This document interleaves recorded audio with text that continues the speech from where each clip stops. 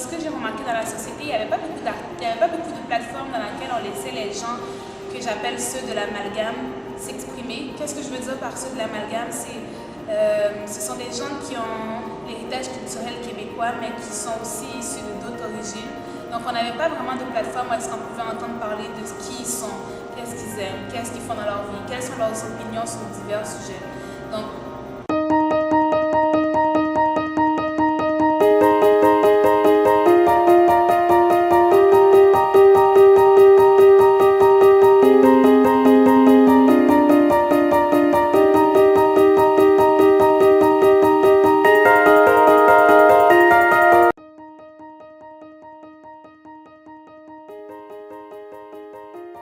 Aussi, je trouve que ça a réapparu depuis les 3 dernières années, alors que ça faisait un moment déjà que j'en avais pas entendu parler depuis les attentats du 11 septembre. On me demandait si j'étais la fille d'Oussama Ben Laden, alors que maintenant ça a recommencé. Je trouve ça cool.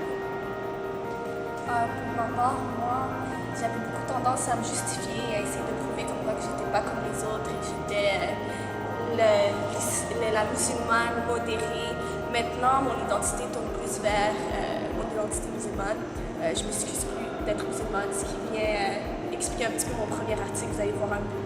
J'ai remarqué qu'ici au Québec, les femmes noires n'ont pas assez de modèles concernant les cheveux naturels. Et je trouve ça dommage parce que la beauté commence lorsqu'une femme s'accepte soi-même. Et je trouvais qu'il n'y avait pas assez d'étudiants étrangers qui parlaient comme dans des blogs ou dans les médias. Et qu'on n'était pas assez représentés alors qu'on est beaucoup